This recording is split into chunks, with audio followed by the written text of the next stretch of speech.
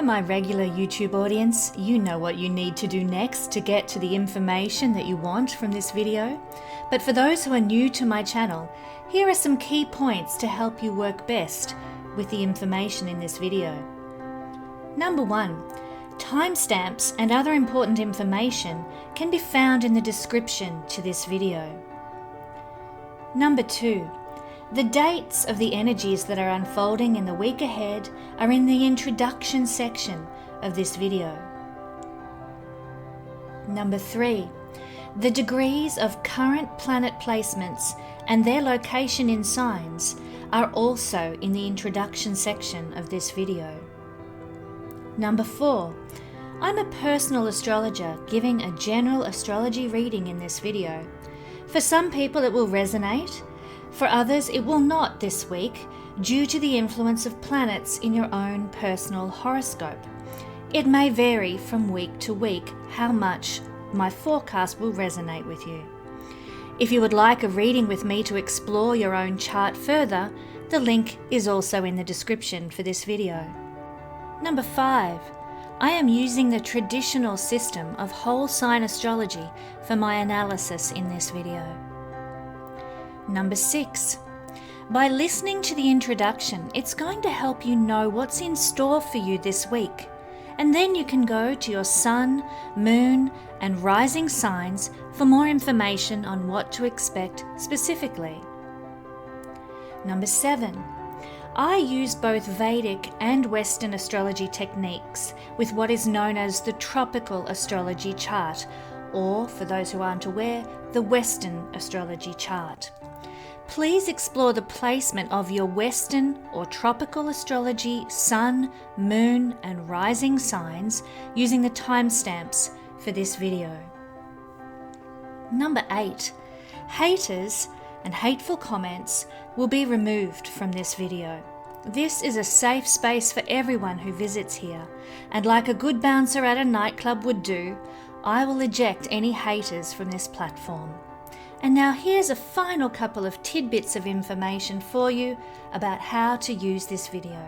Astrology is not designed to scare you. It's designed to give you information so that you know what the good and the challenging energies in the week ahead will be, and you can therefore consciously work with them to the best of your advantage. Remember, knowledge is power.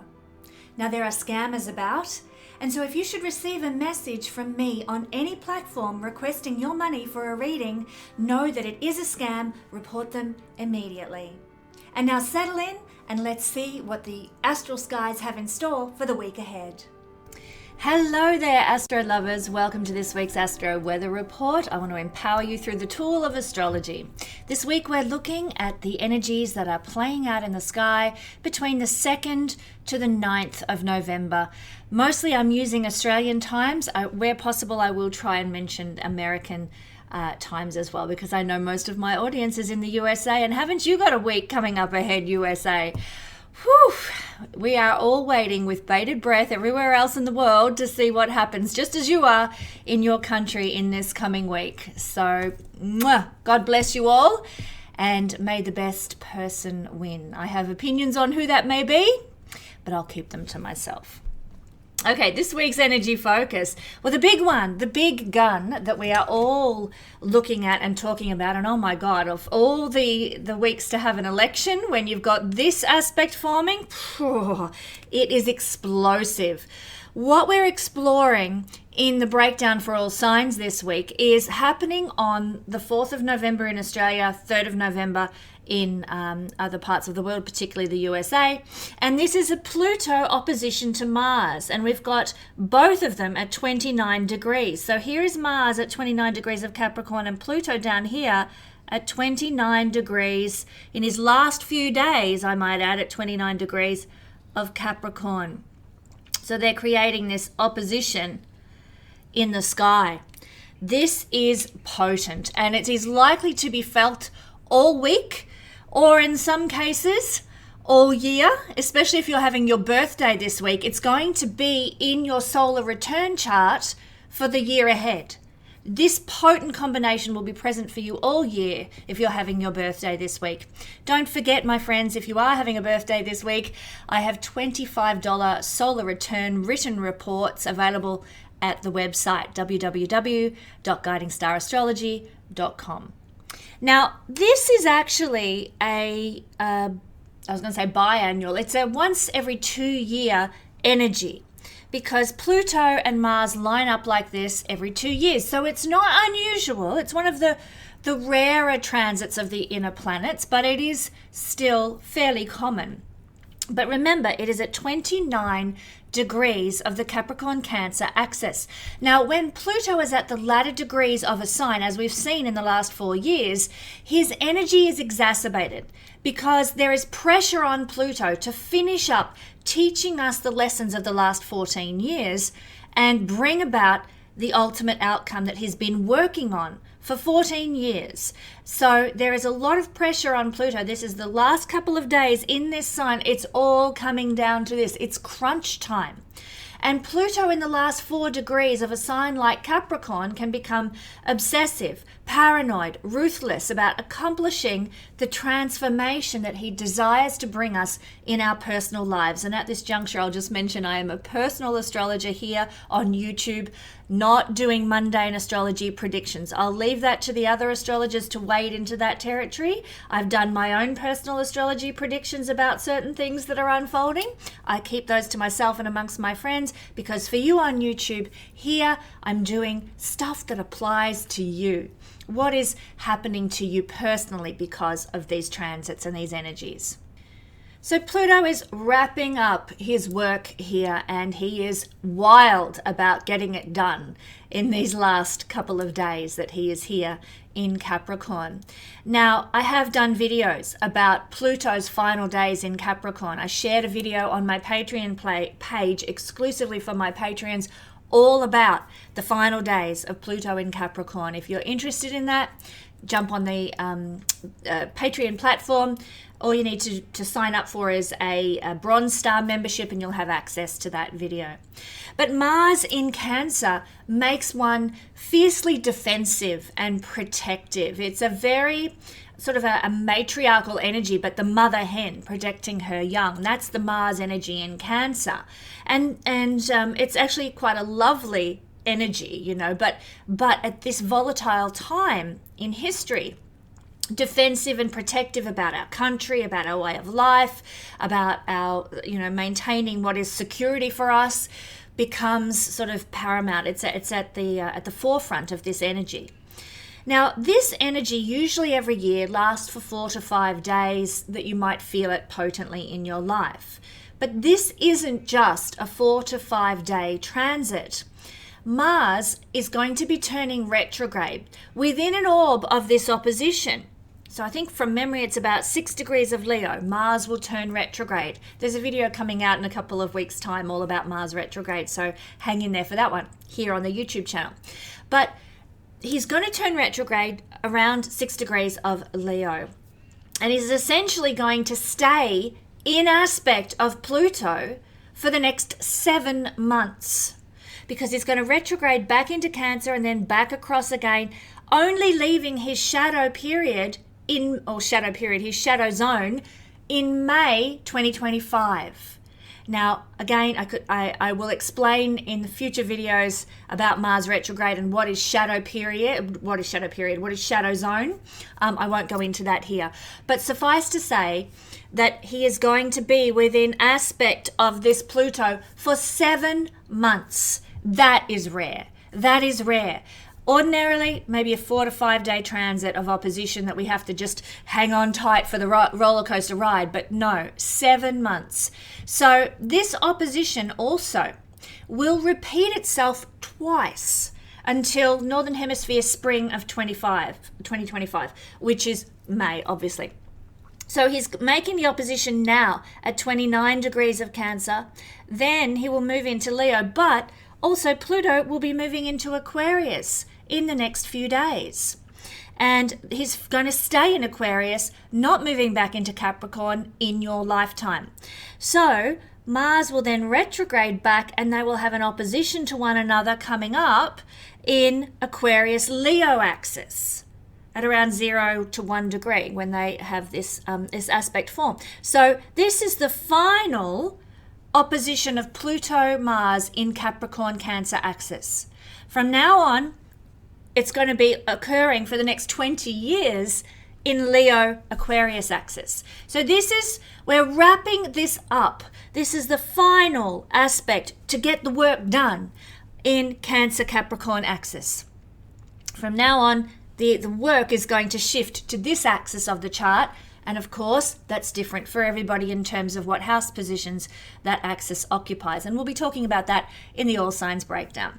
So it is a pivotal opposition, the one that's occurring this week on the 4th or the 3rd of November, depending where you are in the world. It is one of the universe's more difficult transactions or interactions. So take a deep breath, my friends. Yes, it can be positive because there is shadow and light in everything. But in the positive, let's talk about that first. You're going to be all G'd up to achieve your strongest desires, to tackle the competition, to reach the heights of Capricorn energy and embrace your full potential. This is the positive promise of this aspect. But what is interesting, however, is what is fueling those desires, fueling that momentum. Frequently, what is behind that momentum is fear, aggression, domination, obsession. Do you really want to be bedfellows with energy like that? That's the question. What is behind your desire to achieve, your ambition, your, running as hard as you can to get where you want to go? And what are you doing to other people? What karma are you creating for yourself because you are fueled by fear, anger, aggression, obsession? It's time for examining ourselves, my friends. It's time for looking deep and seeing what's really going on inside of us. This is an energy, and I'm sure you've heard many people talking about this already, but it is an energy of violence and ruthlessness. Not a good energy to be having a massive US election under, but it's just the way the cookie crumbles, isn't it? Violence and aggression tend to gnash their teeth at us in this once every 2-year transit. Are you ready to shrug off violence and ruthlessness and aggression when you encounter it this week? To take the higher moral ground, my friend. You might feel as though there are powerful forces coming against you under this influence. So you need to be prepared for this with strategies for calmness, strategies for balance. These are very useful as you head into the eye of this energetic storm. So do take the time to strategize and have a plan. That's the best of Mars energy. Mars is the strategist. Mars has a plan. Mars is, moving the military pieces with intent.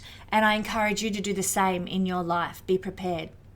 One thing, though, I would suggest to my viewers is avoid starting any new relationships or going on dates with unknown people while this energy is active because of the tendency for violence and ruthlessness. So don't form a relationship with anyone this week if you can help it, because it could be very karmically destructive. It may be that you meet with somebody and it's you're repeating old karmas and old interactions from another lifetime, but it might not be the best of interactions from other lifetimes that's repeating itself. Just forewarned, forearmed, and I want my viewers to stay safe and well. Now, when Pluto opposes Mars, or Mars opposes Pluto, let's just go through a few dot points about this one. We become obsessed with winning. Pluto is obsession, Mars is to win. Hello, combine those energies and there you have it. An obsession with winning. If you are obsessed with winning in a certain circumstance, there's nothing wrong with being obsessed with winning. It's what you do with that obsession. Do you walk all over other people? Do you cut people off in traffic? Do you undermine somebody who's going for a position at work that you want? Things like that. Watch what you do with your obsession with winning. Sometimes we're determined to get our way at any cost. We are forceful, we are ruthless, where we wouldn't usually be. Even the softest of us can actually start expressing things in an aggressive manner. We lack discipline, we lack control, we lack patience, we lack prudence. So conscious awareness of this energy is how we deal with it. So of course this can bring arguments, accidents and violence, and especially if this is falling on an axis of interaction, a social axis, such as the first house to the seventh house axis, your relationship axis. Partners, you might have accidents or arguments or violence with partners. If it's in the parental axis, the 10th house to the 4th house, there could be arguments with parents or family. That's how this kind of works. I guess you could call it more positive, physicality is increased. We have more energy. And I'm kind of feeling into this already, and hopefully, God willing, I'm using it for the right purposes. I have got back on an exercise program that I have not been on for about 6 months, while my life's been in a state of change and upheaval with getting married and changing our family dynamic, David now living here with me. So, finally I'm back on track with my wonderful exercise regime because I have the energy to do it and I'm not overwhelmed with other things. And this is probably coming because of Pluto Mars. So there's positive energy there if we want to grab it and utilize it. Start an exercise program, my friends, if you don't have one already, because that's a really healthy way to use this energy. Now, in also the positive, sex drive can increase tremendously under this interaction. But of course, as I mentioned a moment ago, be careful who you interact with because you might attract aggressive, even abusive partners. But if you're in a safe and secure relationship, then you can milk this energy for its positive qualities and enjoy a really good life in the bedroom. But like I said, a poor time for establishing love and relationships. It's an energy that where we crave excitement. We're really, like I said, G'd up for something new, for something fresh, for transformation. We're excited, Mars energy, for transformation, Pluto. But it's also a reactive energy. Rage, anger, competitiveness. Now, if some people on the losing side don't get into the White House in the USA, what can we expect from the masses? Well, let me say, Cancer has associations with mass consciousness, the people. And of course, Capricorn is hierarchies. So it's going to be very reactive. The people are going to be the reactive ones if their particular chosen person doesn't get into the White House. So we need to be very conscious of this potential outcome in the States. We need to practice non-resistance. We need to practice detachment. We need to practice walking away wherever possible. Now, that doesn't mean that if there is cheating involved in what occurs in your personal life and also in what's coming up in the United States, if there is cheating involved, and let's face it, that hasn't been unheard of before, then we should call the people who cheat to account. We should make sure that things are honest and above board. This is not an energy. Walking away is not about, I'm not talking about denying justice. I'm all for justice. Libra moon, that's all I love to see. But wherever there is hostility, we need to walk away for our own benefit, for our own safety, okay? And avoid situations where hostilities arise. So yes, justice is essential. Yes, we need a fair and honest outcome. I'm sure everybody would agree with that who's watching this video. Regardless of who gets in, it needs to be done honestly and fairly.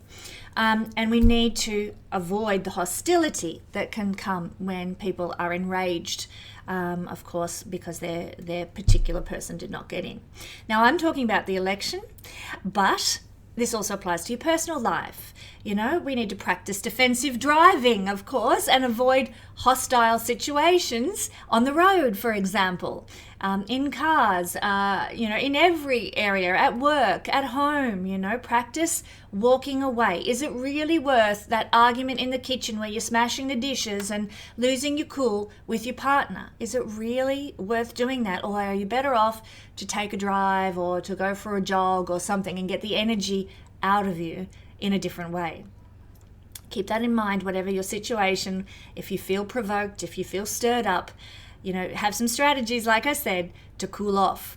Safe exercise, and by that I'm saying avoid extreme sports, because this is an energy for accidents, doing extreme sports. So, anything that is just safe ways to get that heightened energy out of the body. And non-competitive sports, these are an excellent idea.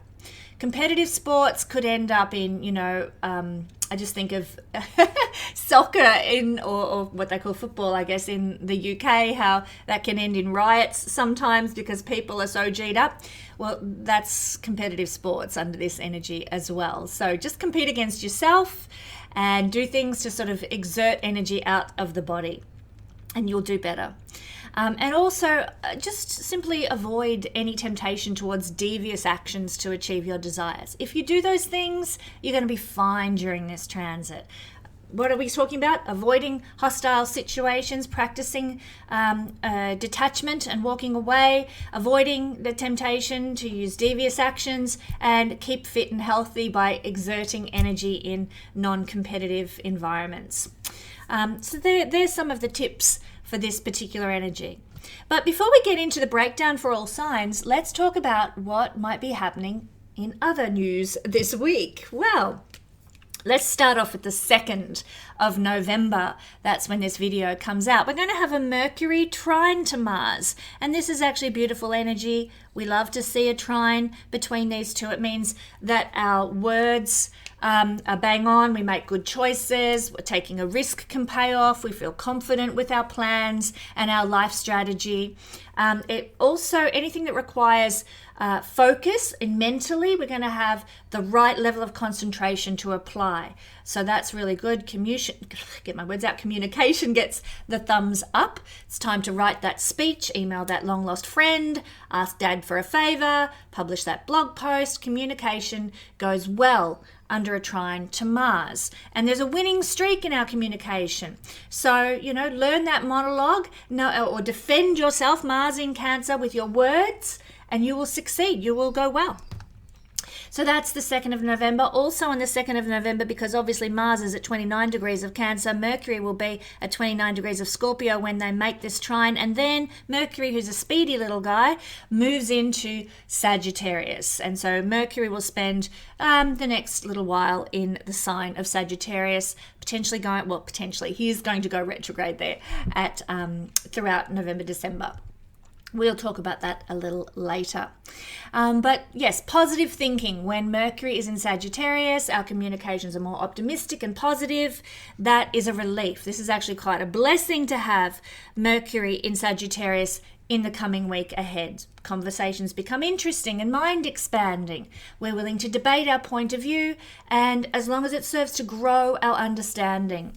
Some of us might actually receive some new visions for the future that are going to excite us under this energy. And don't let other people throw cold water on your ideas, my friends. Embrace your big picture ideas and, fully plan and strategize to achieve them. Trine to Mars, when Mercury is, even when Mercury moves into Sagittarius by orb, we'll still be trining Mars, and we can actually strategize to achieve our big picture dreams and goals. Embrace them. You can do it, my friends. It's a good energy.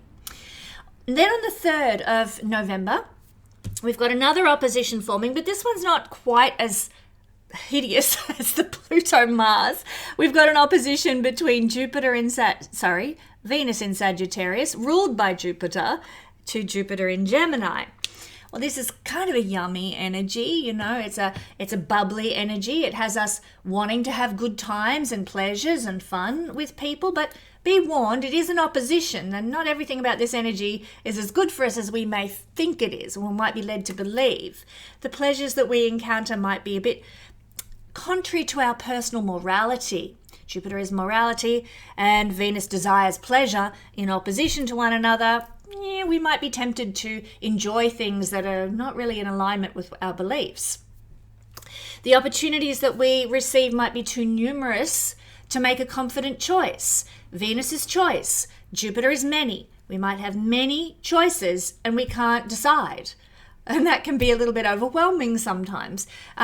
People might promise us more than they can actually deliver under this energy. So don't be gullible under this energy as well. And don't forget the age-old warning with these astrologically benefic planets. Too much indulgence is a double-edged sword. Too much of a good thing is not really a good thing, So Venus is sweet tooth, Jupiter is many. We've just had Halloween. Happy Halloween, everybody. And oh my God, my house is full of chocolate. So I'm really practicing, my Saturnian qualities of resistance coming out to deal with that, because hello, when there's plenty of options for chocolate, I'm usually tempted to take it. I don't want to go down that road. So yes, watch out on the overindulgence, and especially in a sweet tooth with Venus here in Sagittarius. Then on the 4th of November, Mars, after it's made its opposition to Pluto, will move into Leo. Now, ordinarily, this is a party time. Mars and the Sun, which rules Leo, are friends in astrology. So now it's time that, usually when Mars is in Leo, that we see our energy levels increase, our confidence blossoms, our actions become more heroic and brave, quintoxic is the word, and our strategy for life becomes clearer and more direct. We feel more confident in initiating things. We're more vigorous in our creativity. Some may even find that there is an increase in their creative and romantic pursuits when this happens. Mars can also bring an extra instinct for leadership when he's in Leo. It's actually a really great position to have Mars in Leo in your natal chart. I know some people who've got that. And so this is generally very good energy, Mars in Leo, but it is still in orb of this opposition to Pluto. So yes, there's going to be those qualities I've just described present, but the Mars-Pluto opposition is going to sort of override a lot of what I've just talked about. It will be there, but not as potently as we may otherwise experience. We also have a Sun trine to Saturn on the 4th of November.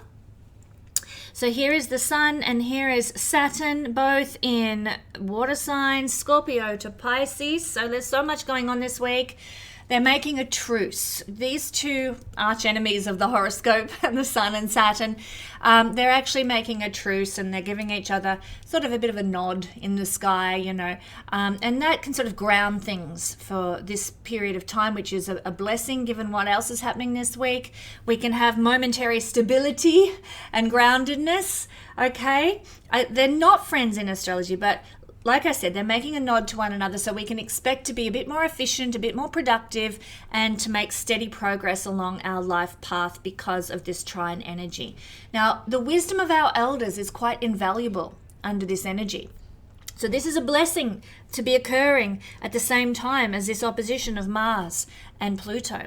The wisdom of our elders is invaluable, so get advice from somebody more mature, somebody more experienced, somebody in a position of authority and in the know more so than you. And you can, if you practice gratitude for their hard-won knowledge and guidance, you can't lose. This is a good energy for, like I said, progressing along your path with the support of wisdom and authority in your particular sphere. And finally this week, in such a hefty week, I know everybody's talking about the 8th of November as being very, very important. I'm not seeing astrologically that it's anything unusual.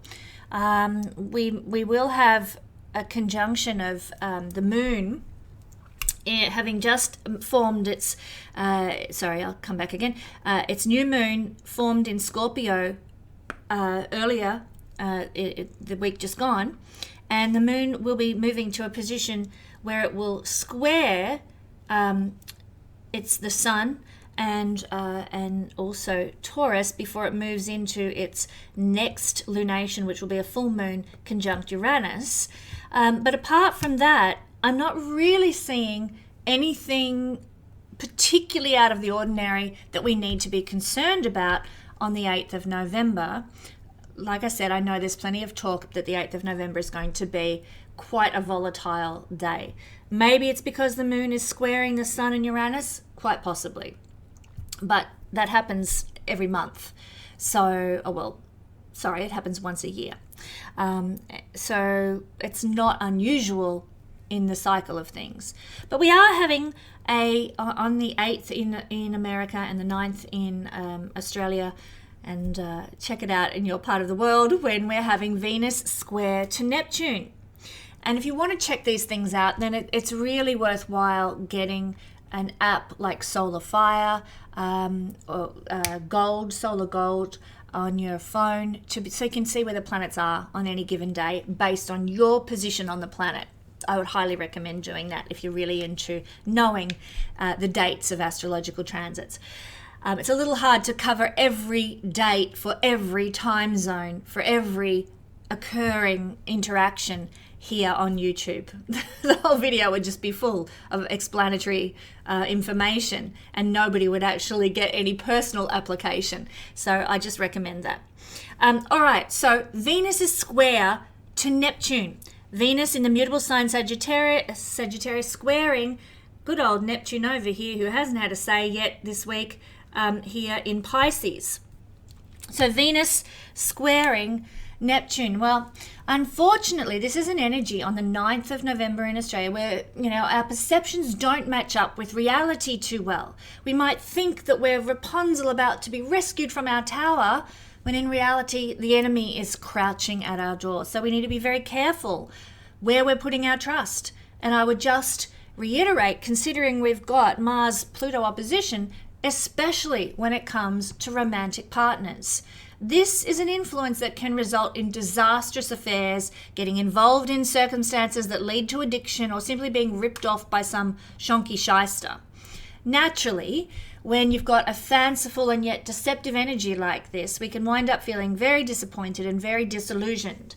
So having a healthy form of luxurious escape available to us to retreat to at this time is the perfect antidote. It's a good combination of Venus and Neptune. So book your pamper session, book your esteem building beauty treatment on this day without any expectations regarding the results. So get a massage, get a facial. Don't expect that it's going to turn you from, a 70-year-old into a 20-year-old. Just enjoy the experience for its own sake, because that's what this energy is all about in the positive. So there we have it, my friends. What is going on in this big pivotal week of 2024 that we've kind of all been about all year long? So let's break it down now for all signs. 29 degrees of the Cancer Capricorn axis, Pluto, Mars opposition. And we are feeling this expressed through the Mars placement, because Mars is the faster moving planet. It's the personal planet. Pluto is more of a generational influence. So that's why we go to the Mars energy to express where it's likely that we'll be feeling this most potently. And of course, we're going to be starting with our lovely Cancer rising, Cancer sun, Cancer moon people.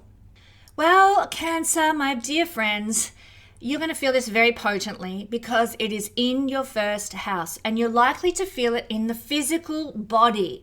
So you, more than any other sign, needs to get fit. Or when I say get fit, get active and do it in water if you like. You're a water sign, go surfing, go swimming, go sailing, do something in water. If you can't do something in water, if you live out in New Mexico or something, then I would suggest maybe any kind of exercise that's non-competitive, like running, bike riding, anything where you can burn that excess energy that you'll be feeling in the body. You're going to really feel this one in the physical. You might be, I have to say, because it's expressing in your first house, and this isn't usually your style, Cancer, I get it, but you might be the one dishing out the aggression, the arguments, the cheating, the violence, and all that stuff. That is possible, even if it's not usually your bag. So that like I said, that ruthlessness can come out, and you might be like, where the hell did that come from? That's not usually me. Just be aware, it's the energy of the moment that your body is a receptacle for.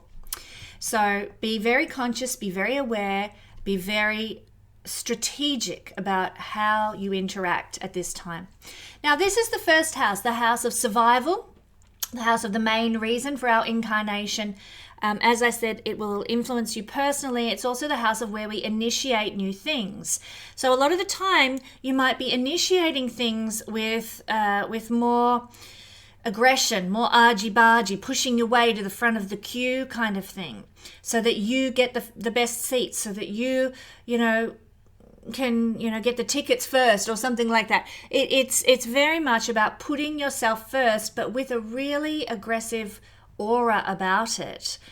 So just be very careful, because you might actually come across, this is the first house of how others see us, you might come across as being not that impressive, just a manipulative person, angry person, a volatile person, even if you're not usually like that. So just be conscious and aware of that. And of course, Mars, Pluto is an energy that can bring about accidents. So be very careful of accidents to the body. If you're using anything sharp, like knives or tools that are sharp, be very, very careful. Mars rules knives, Mars rules sharp implements and shovels and things like that we use to cut, scissors and stuff. Be very careful about anything that you cut with.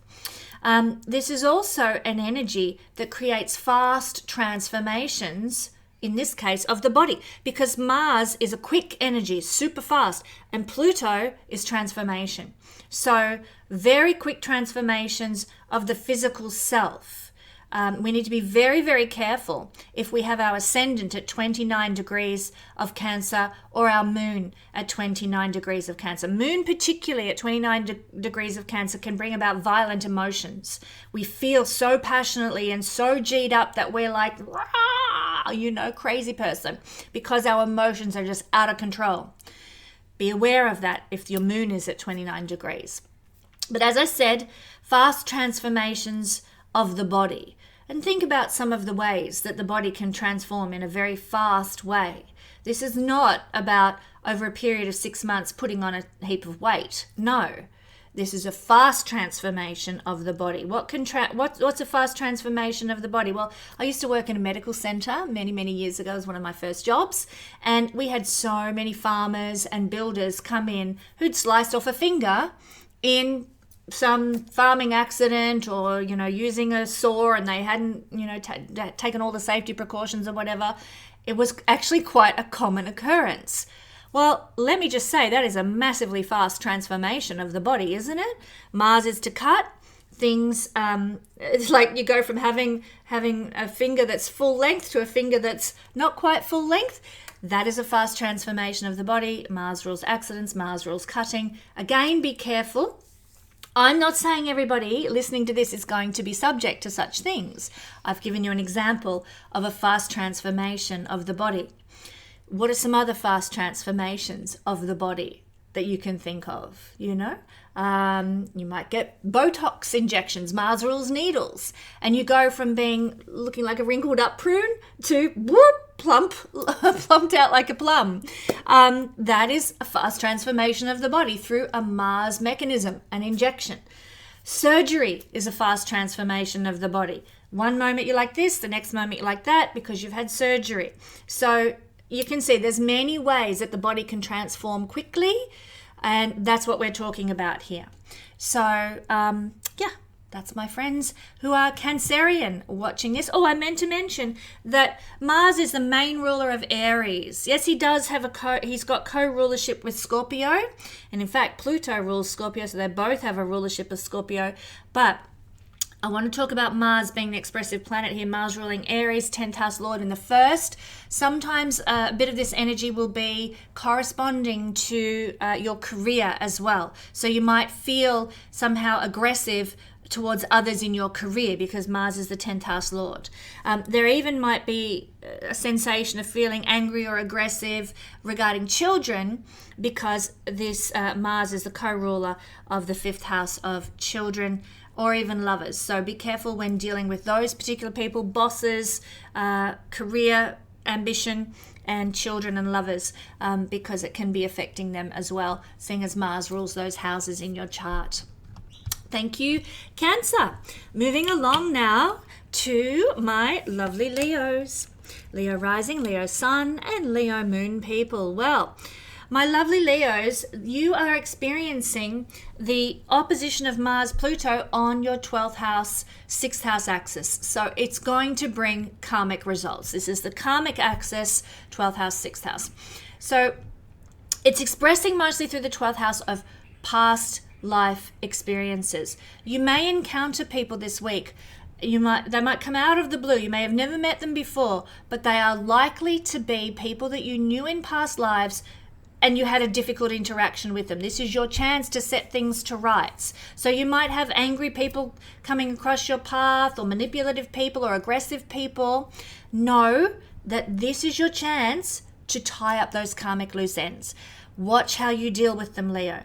Be gracious, be forgiving, don't let them wipe their muddy boots all over you, by all means. But stand your ground, honor yourself in a dignified manner, as only a Leo person can do. So Leo, I really think that this is a chance for you to put some karma behind you, some difficult karma behind you, because this is happening on the karmic axis. Now, it can be difficult to understand what's going on. You might not realize this is, very important interaction. Somebody cuts you off in traffic. Your reaction could mean everything as to whether you'll have to deal with that person at some stage, in the next life or something. But it is likely to be a karmic unfolding. Okay? You're also looking at this happening in the liberation moksha house of the 12th house. The energy here is about freedom and letting go. And this really has to do with letting go, like I said, of past life difficulties and interactions that were traumatic for you. Now, this can include past life violence, past life accidents, past life crime, past life traumas are going to be transformed potentially in a very fast way for Leo, my beautiful Leo friends.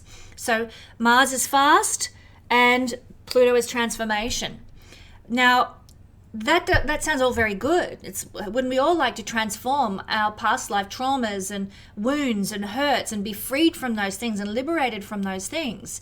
But it's not going to come easily. If somebody cuts you off in traffic or somebody smashes into you, I saw the worst video the other day. I couldn't believe it. Some shithead, excuse my language, but a group of people in a car pulled in front of another car on the freeway and purposely slammed on the brakes so that the car behind them would crash into them. And then they got out of the car pretending to be hurt and then started, we're going to sue you and you owe us money and la la la la. And it was all caught on dash cam, thank God, that showed this was a purposeful interaction done to get money out of the poor person behind these idiots on the road. If something like that happens, which is exactly a Pluto-Mars kind of thing, accidents, cheating, violence, if something like that happens, how are you going to respond, Leo?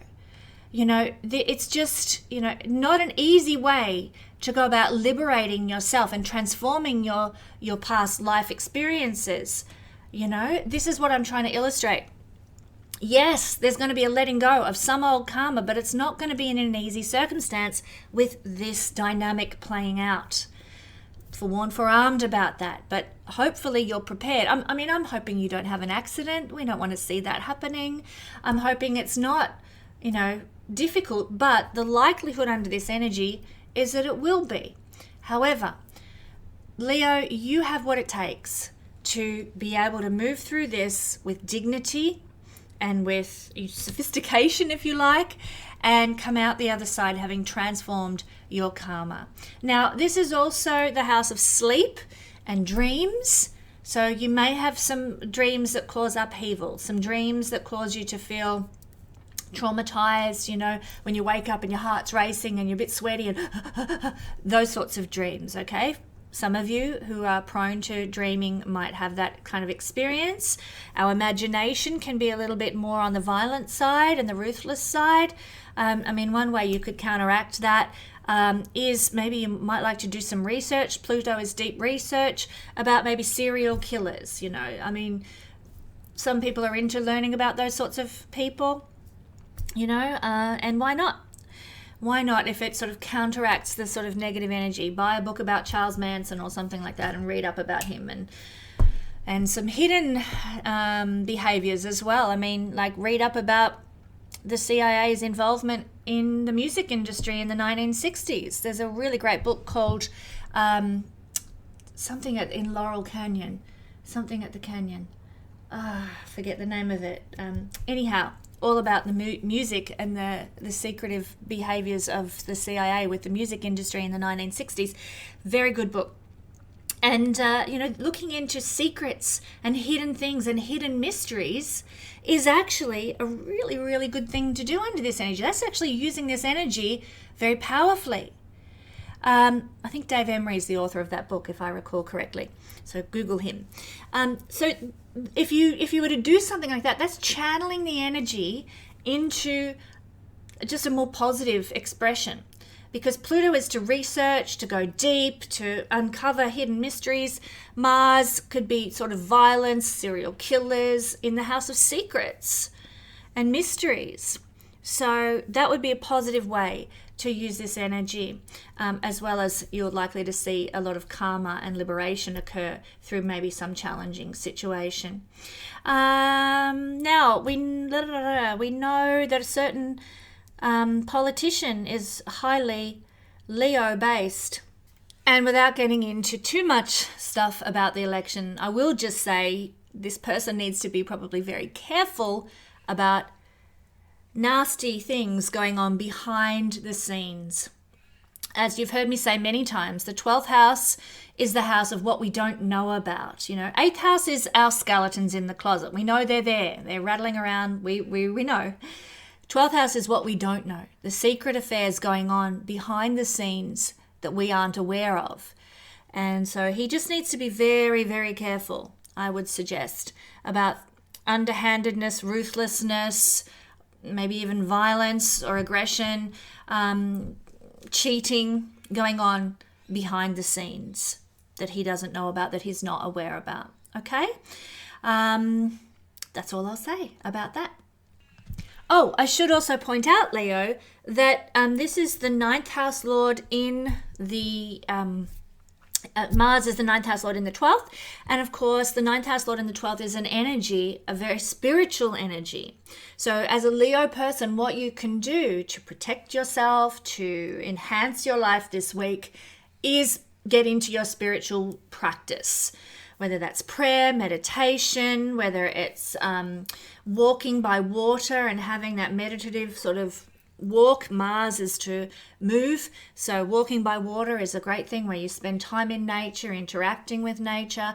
Whether it's, doing some sort of vibrational exercise like playing a didgeridoo or singing, dancing, like whatever is your spiritual activity, get into it this week because that is your support mechanism. 9th house lord in the house of spirit. 9th house is religious belief and morals and ethics and so forth in the house of spirituality there. So by all means, get involved in that sort of thing.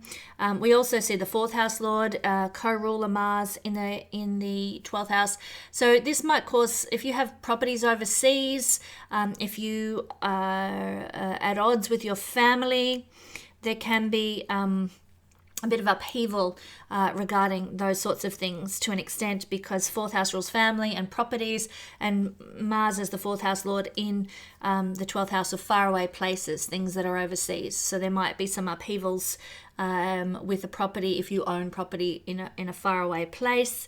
There can also be, like I said, if you are living far away from your family, there might be some circumstance in the family that you feel you need to be there for, but you're not able to be there for some reason or another. All right, thank you, lovely Leos. Moving on to Virgo. Virgo rising, Virgo sun, Virgo moon people.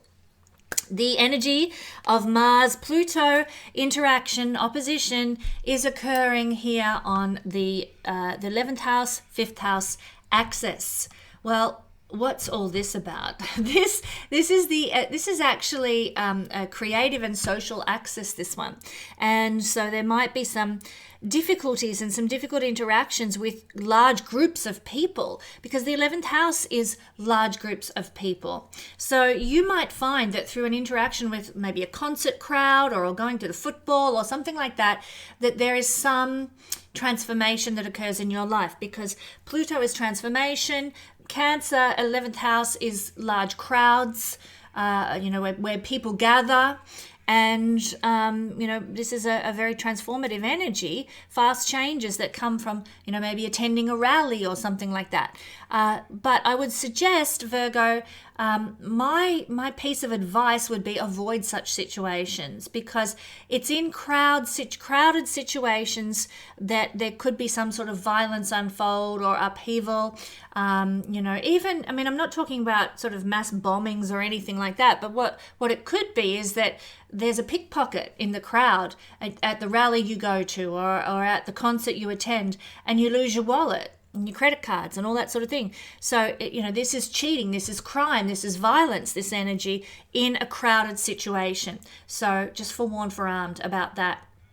This is also the realm of the chart that tells us how we can be profitable and gainful. And, unfortunately, this energy suggests that one way to be profitable and gainful this week is to be aggressive and manipulate. Well, you don't want to do that, my friends, because your karma will suffer. So you might be inclined to want to cheat or manipulate or do something like that. There is an inclination towards that. Can I just encourage you to take the moral high ground where you can and go about things as fairly as you can, and honestly as you can. Now, this is also for Virgo people. This is the house of the stock market. And, of course, Mars is your 8th house lord, which is also associated with the stock market in the 11th house. So I think for some of our Virgo people who invest in the stock market, things could be a wild ride for you with the stocks that you own.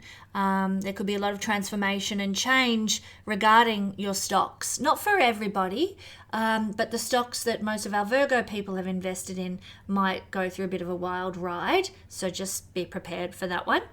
This is also the house of our dreams and our ambitions, our goals. You might be seeing a big transformation in what you aspire to undertake or aspire to do in your life.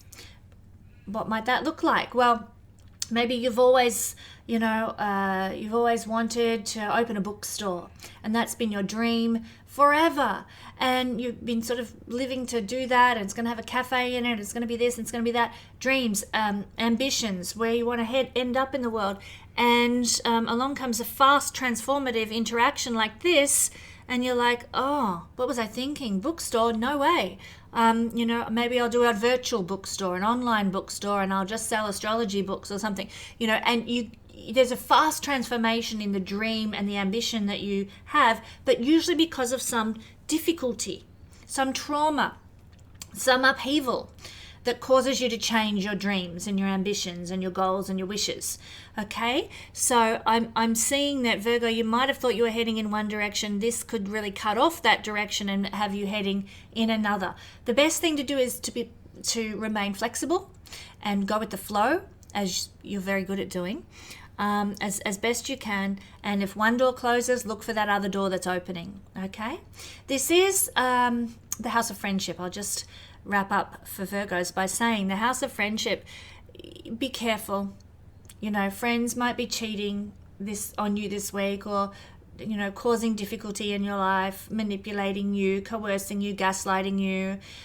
This is a difficult energy for friendship. Don't you be the kind of friend in inverted commas who does that sort of thing. Let's keep things fair and above board and just, and hope that our friendships hang in there for the duration of the next 7 months while Mars and Pluto do a tango like this. Be gracious, be kind. You know all these things. You are all these things, my beautiful Virgo friends. So just keep that in mind as you deal with sort of friendships and interactions in the coming days. Thank you. Oh, and I do want to mention Mars is the ruler of your 8th house in the 11th house. So yeah, there could be upheavals with stocks. That could certainly happen. There could even be, like, some of you might do very well out of some fluctuations on the stock market. So that could be very interesting. But also the 8th house lord in the 11th could see, community property being somehow very significant. The 8th house is things owned by the community, like a big concert hall or a football oval or that kind of thing. And of course, this is where large crowds gather. So definitely that's a key focus of this energy. Be very careful in public places because of this energy, my friends. Also, just in a minor sense, I want to refer to the fact that both these opposing rulers are rulers of the third house in the 11th house. So the Lord of the third house in the 11th house is really telling us that your small business, if you have a small business, might go through some upheaval and transformation this week as well, because the third house Lord is in the 11th house. And your source of gainfulness, if you run a small business or a side hustle or something, might go through a bit of a roller coaster ride too. And moving right along, Libra. Libra rising, Libra sun, Libra moon. We have, as Librans in the world, we have this very interesting axis, the parental axis for falling with Mars and Pluto opposition for us. So this could mean, well, this means you should check in on your parents, Libra. How are they doing? Are they okay? I'm going to send my parents a text as soon as I finish this video. This is an energy where there could be either animosity between your mother and father and violence and aggression between your mother and father, or they're just arguing a lot. One parent might be manipulating another, or they could be manipulating you or being aggressive to you. But check in, be gracious, be kind, do your beautiful Libran thing, and just make sure that your parents are okay. I've talked about some sort of more verbal and emotional ways that things can be expressing here, but it could be that maybe a parent has an accident. Maybe they're the victim of some sort of cheating or trauma of some sort. So that's why I'm saying check in with your parents, make sure they're doing okay. Your parents might be going through some sort of fast transformation in their life as well. Transformation takes many, many forms, but with this opposition, usually it comes from an upheaval, something unexpected. Look, I'm going to share my story. My father, since he's had the you-know-what, has had 7 heart attacks. And, it's becoming so common. I mean, he's lucky he's still alive. We're very lucky to have him. But it's becoming such a regular occurrence that we're all a bit like, oh, Dad's been taken to hospital again. It's terrible to be living like that. And, as a Libra moon person, I want to check in with my dad and tell him I love him and make sure he's doing okay under this energy, because it's not an easy energy on the parental axis. So just using that as an illustration. I don't mean to scare anybody, but we have to be detached somewhat and be a bit realistic about, not all energies are unicorns and rainbows. Some energies, and this is one of them, is a challenging one. So make sure you love up your parents where appropriate to do so. Like, I know some of us don't get along very well with our parents, some of us avoid our parents, but where you do have a good relationship, make sure that it's, you say what you need to say and love them as much as you can. Now, what else is this all about? Well, this is the house of, the 10th house is where this is expressing mostly through. It's the house of our highest inspiration. And, we might be, a bit shocked perhaps this week by the people that we look to as a source of inspiration letting us down, disappointing us, not being who we thought they were. Our bosses might be acting ruthlessly. They might be manipulating, or gaslighting us, and we thought they were fantastic people, and all of a sudden they have this behavior. Remember, it's an energy. Don't hold a grudge against them. Don't be sort of condemning of them, but just know, Libra, that this could be the case for the next 7 months, that your boss might be something you've got to juggle, something challenging. This is the house of leadership as well. It's not just bosses, it's anybody in a public position. Now, if you're in a public position of authority, Libra, you need to be careful about not, being aggressive or manipulative or coercing or gaslighting or traumatizing anybody else. If you are a leader, if you just say you employ people, what kind of employer are you? Do the double check. Make sure that you are ticking all the boxes to be that cool, wonderful boss that everybody wants, Ordinarily, I'm sure you are, Libra. But even more so, you need to make sure of it and be conscious and aware of it this particular week and potentially for the next 7 months as well.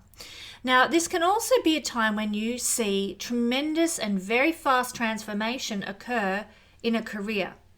So you might find that you are somehow, one career might end and you get a push into a different field, because Pluto is to transform, Mars is to cut things off.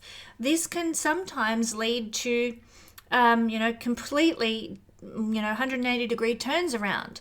So this can be great upheaval in a career or a chosen life path, part of your dharma.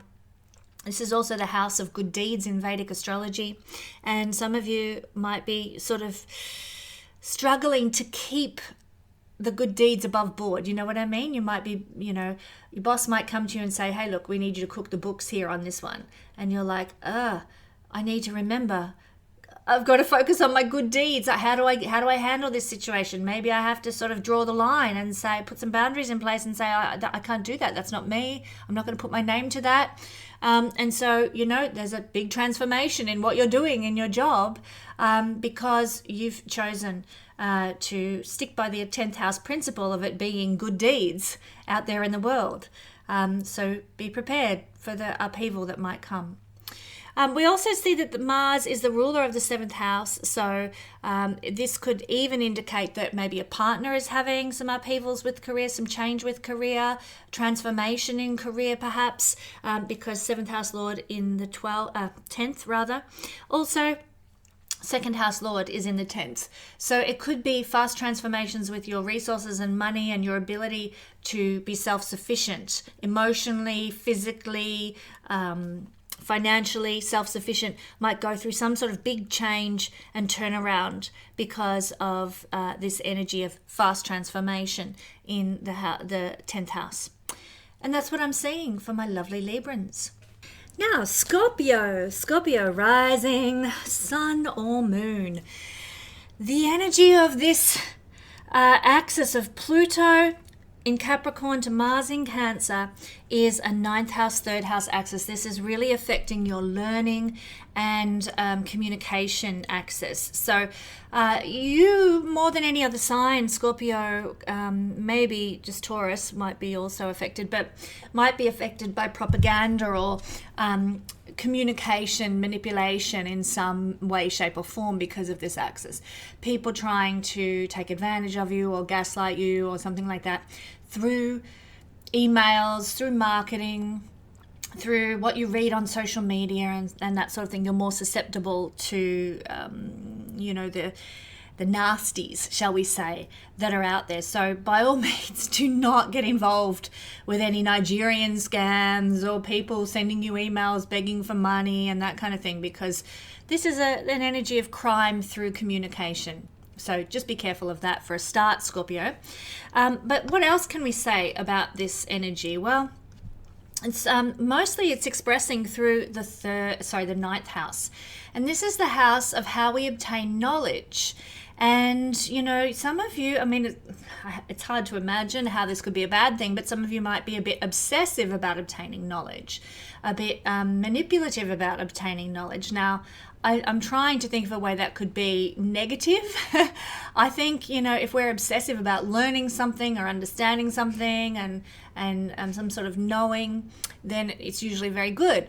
But this is in it is in the 9th house of higher knowledge, and Pluto is hidden mysteries and secrets and secret organizations and that kind of thing, and Mars is violent. So you might suddenly get the light of truth, the light of understanding revealed on about something secretive and manipulative and negative and nasty. So that could be quite shocking, that could be quite unsettling. So forewarned, forearmed about that. But this is also an energy of fast transformation.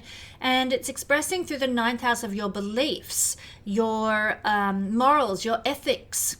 And that might mean that your morals, your stance on something is about to go through a radical turnaround, a radical perspective change, a radical worldview change through something that's usually probably quite traumatizing. Everything you thought you were, everything that you understood life to be has now been revealed as not true, and you have to realign your status, your understanding, your perspectives to something that you had completely never thought you would align with. And I'm thinking, this happened to me very recently when I watched an interview on Joe Rogan, and I was, my perspective on something shifted radically after that. But the energy is that kind of an influence where, all of a sudden you thought you understood how the world worked and what was going on and how things were going down, Scorpio, and then this comes along and all of a sudden it's not what you thought. And probably you've got it easiest of any sign, I would suggest, Scorpio, because, physical circumstances, physical upheavals are sometimes, we imagine them to be harder to deal with than our internal perspective upheavals. Are they as simple to deal with? Well, that's the question, isn't it? I don't know. I think sometimes it's easier to shift your physical circumstances than it is to shift your perspective. But this is really what it's talking about here. There's going to be a massive change to your perspective on life. This is also a house of future visions and goals, and I see some change significantly coming to visions and goals. It's not like the 11th house where you've got plans to undertake certain things because that you want to put some good deeds out there in the world or accomplish something. This is more like the planning stage. Okay, I want to be a lawyer, therefore I have to go to, university, get a legal degree, and then I'll probably have to do an internship, and then I'll have to and so it's planning for a future is what the 9th house is all about. Whereas the 11th house, by contrast, is more like, oh, I've written this book, I've got to find, and now I want to promote it and get it out there so that everybody knows about it. It's more of the works you're putting together, your visions and goals and dreams for, whatever your field is. I don't know, I have to use myself for an example. My 11th house vision is to have my wonderful Royal Stars Academy up and running, with all levels completed so that people can get their certification as astrologers. That's one example of an 11th house. It's my career. I've already got my career. I've already got my qualifications, and now I want to take it to the next level with this project. The 9th house is about, starting out. Okay, I want to be a lawyer, or I want to be an astrologer. I want to be on YouTube. What have I got to do to get there? So it's the beginning of the process. This is sort of like, once you're there, what's the continuation of the process? So I hope that makes sense. So back to what I was getting at here, future visions and goals that you're working towards and that you're aspiring to move into might go through some big upheavals and change, might be sort of subject to a very fast transformation. So you might have always thought you're going to be a lawyer. Okay, I'm going to try and get into law school. And then along comes this energy and you realize you haven't got the right qualifications or degrees or life experience to get into law school. You can't make it into law school, so you have to make a big change in where you're heading. No longer law school, what am I going to do? Maybe I'll go and be, an architect or something, do something completely different instead.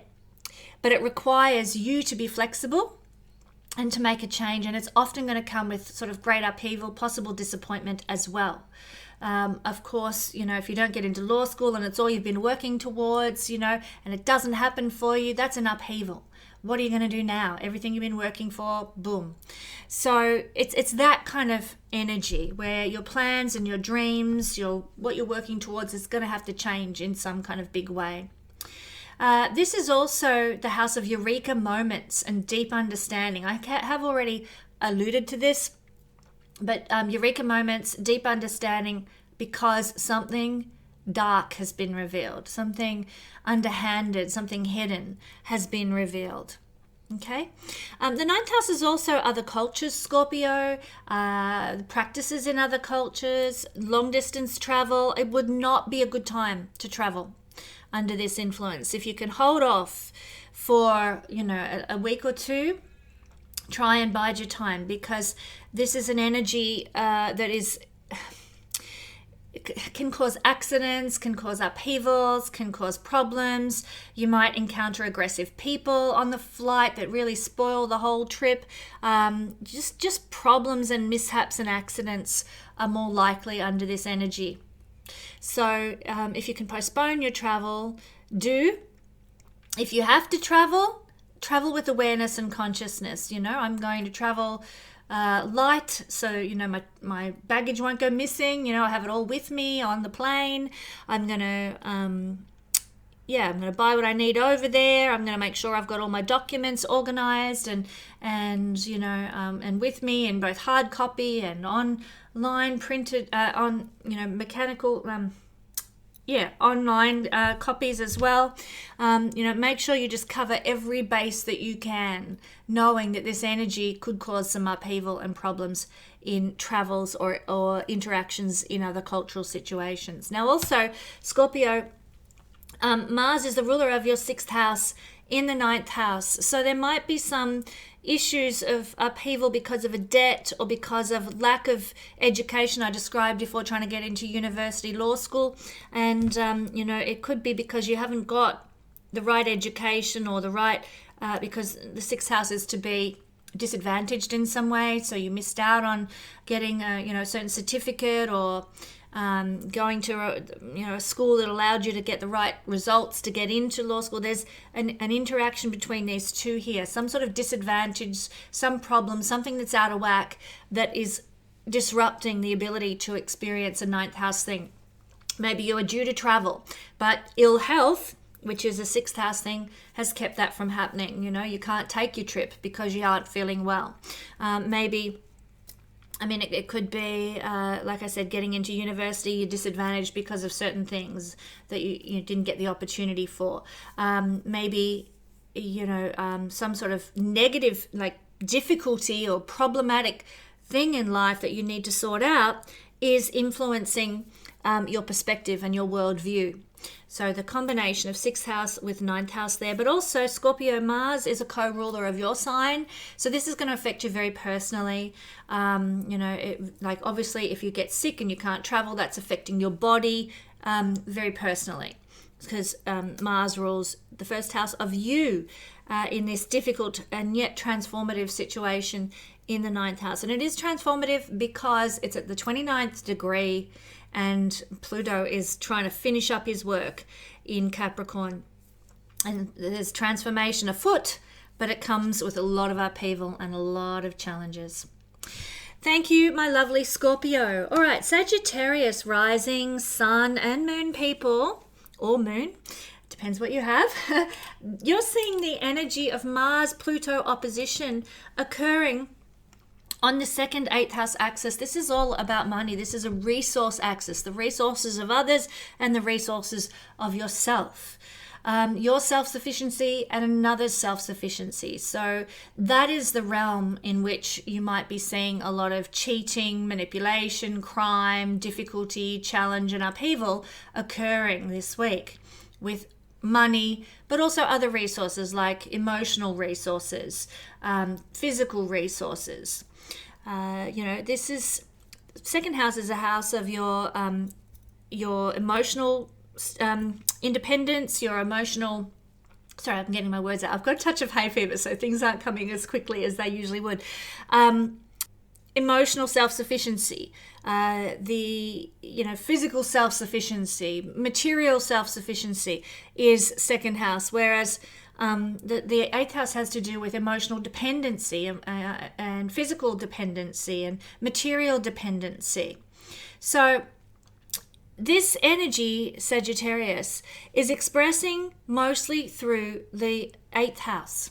So it's a financial axis, but it's also expressing mostly through the realm of partners' resources, business partners' resources, your marriage partner's resources, the resources and mechanisms of others on which you rely.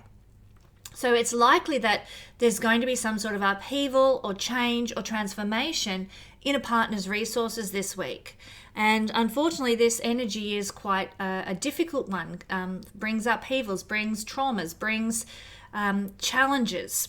So it could be actually bringing challenges into the life of your partner with their money. Like your partner's money might be somehow under threat or under challenge or under difficulty this week. There could be a tragedy or a catastrophe or a dramatic event associated with your partner's resources. So maybe your partner has a house, and you live in your partner's house, but something happens to that house, or happens to your partner's bank account, or happens to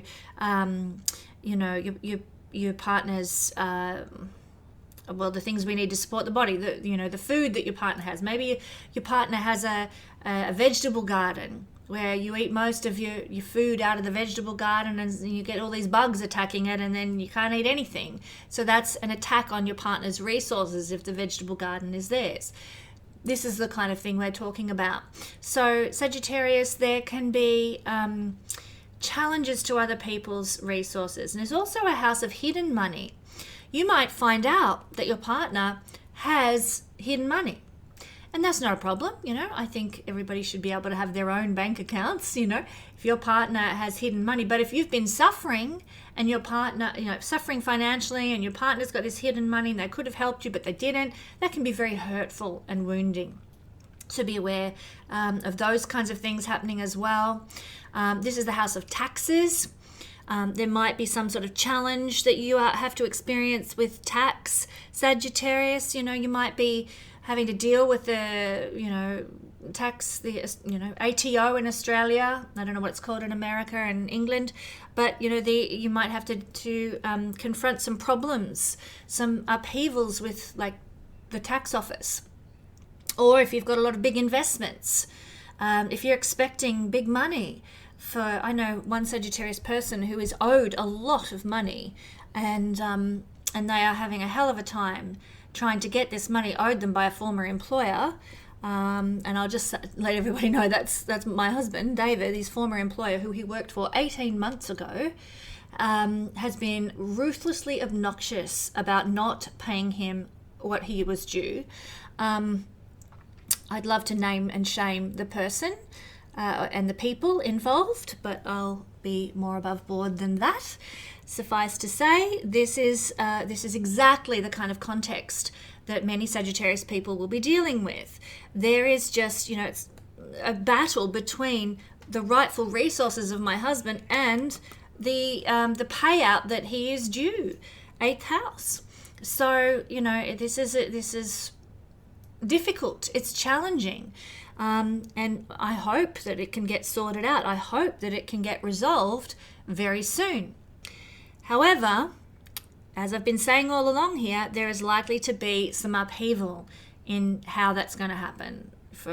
Unfortunately, that's my interpretation for my husband, and potentially from other Sagittarius people. Yes, you might get the inheritance, you might get the payout, you might get the resources that are owed to you, but it's going to probably be a bit of a battle. Mars is to battle. Mars in Cancer is to be, defensive about your position.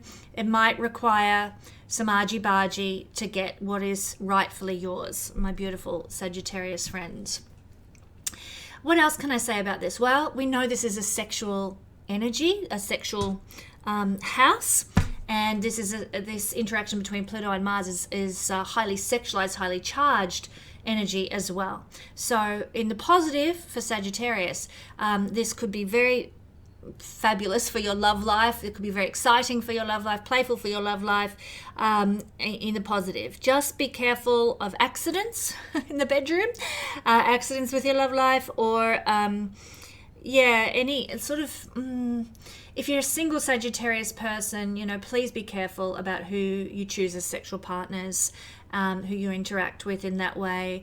I'm not here to judge anybody's sexual activity, but just be careful about, any kind of role play that you get involved with, any kind of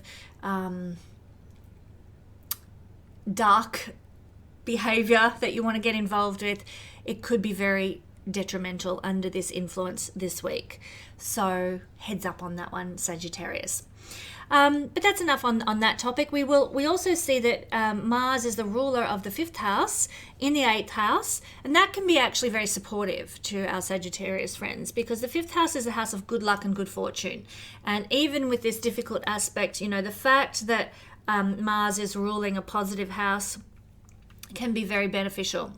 to everything that I've just described, can bring a bit more luck to the situation, can bring a bit more benefit to the situation that might otherwise be challenging. So thankfully, Mars rules the 5th house for Sagittarius people.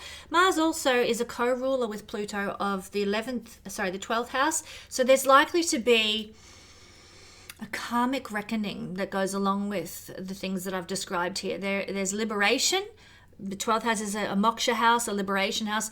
In many ways, a lot of you Sagittarius people will be wrapping up some karmic loose ends, ending the karma in some way, shape or form with other people now. And in the example I've given, it's my hope that any karma, yeah, absolutely, any karma that David had with his former employees will hopefully be wrapped up and finished as a result of this energy. Mars being a co-ruler of karmic endings, 12th house. So fingers crossed for all my Sagittarius people that it turns out better than we would otherwise expect with a Pluto Mars opposition, because of the role of the 5th house in here and the role of the 12th house being a liberation house too. I've got to just say, when you've got a malefic house, also a moksha house in another moksha house, or a malefic house in another malefic house in the Vedic astrology system, it cancels out the negativity. So you Sagittarian people, very lucky, very blessed to have that. That's a bonus.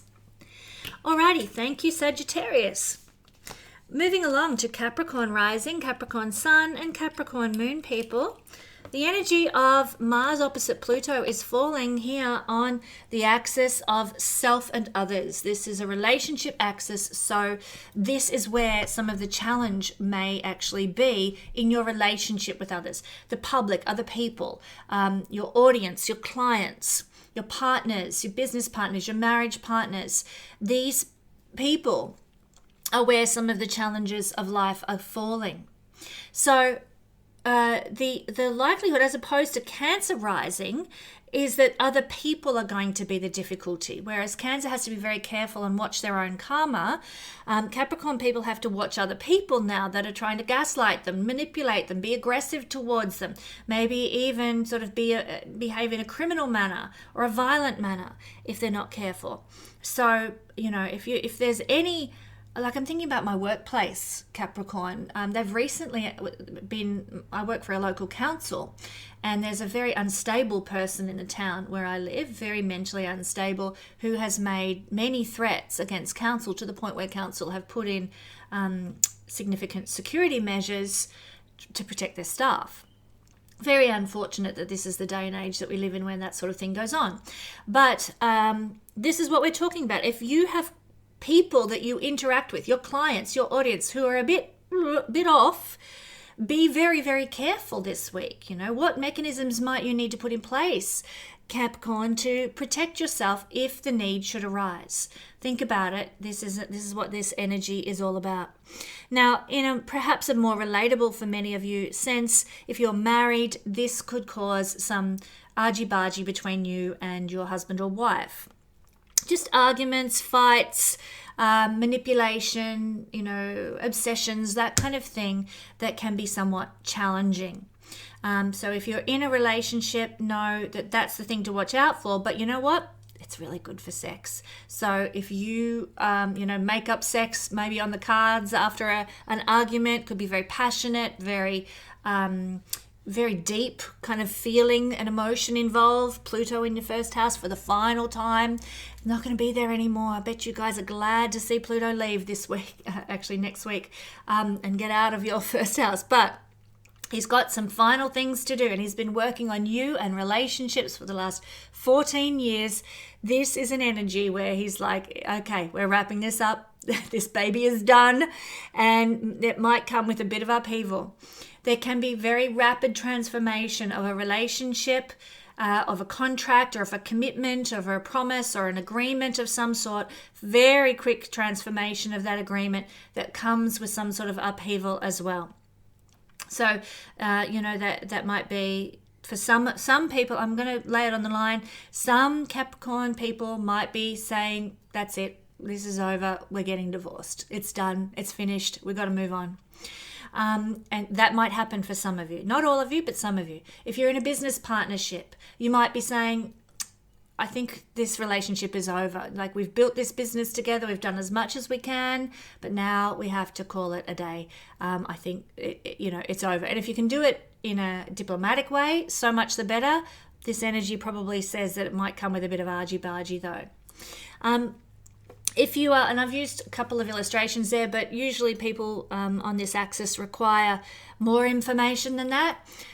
If you have a tennis partner and you've been playing doubles tennis for years, well, along comes this energy and you might have a falling out with your tennis partner for one reason or another, and it's all over, Red Rover, no more tennis partner. If you play, I don't know, cards with somebody every week, I'm just trying to reach for as many scenarios as I can, because people seem to need to have a very specific, what kind of partnership could this be affecting? Think about it. Any kind of partnership, any collaboration, Capricorn, that you have with another person could be under the chopping block this week. Your hairdresser, you've been seeing her for 14 years since Pluto moved into Capricorn, and she just pissed you off this last time, and that's it. Final straw. You're never going back to see your hairdresser again. It's over. Any kind of interaction with others is seen through the house opposite you.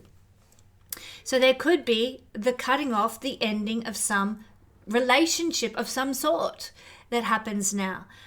This is also the house of how we treat others. And so you need to be very careful, Capricorn, about how you're treating others this week. Yes, the 7th house is the house of what we attract from other people. You might be attracting the aggression, the manipulation, the violence, which I've talked about, but you too need to be careful of how you're treating others. Are you being diplomatic and fair? Are you being objective? Please try and keep grounded as much as possible, no matter what upheavals come with other people this week. And there's likely to be, like I said, fast transformation. You go into your hairdresser, you ask for a particular hairstyle, she does the complete opposite of what you've asked her. That's it, that's a fast transformation of that relationship. You thought she was wonderful, now you can't bear to see her again. A great upheaval is what we're talking about. So also I just need to mention for Capricorn people, Mars rules the 4th house. And 4th house lord in the 7th house under this influence could see perhaps some difficulty with family, with parents as well, or maybe in the home. There could be just some upheaval in the home, upheaval with parents, upheaval with family that might unfold. Also, Mars happens to rule Scorpio, and Scorpio is Mars is a co-ruler of Scorpio, the 11th house, and the 11th house lord being in the 7th house can actually be somewhat supportive. This is what you should lean on, my beautiful Capricorn friends. Lean on the friendship that you've got.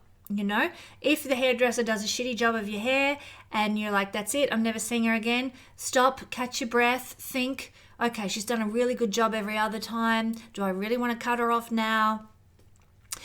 I am actually good friends with her.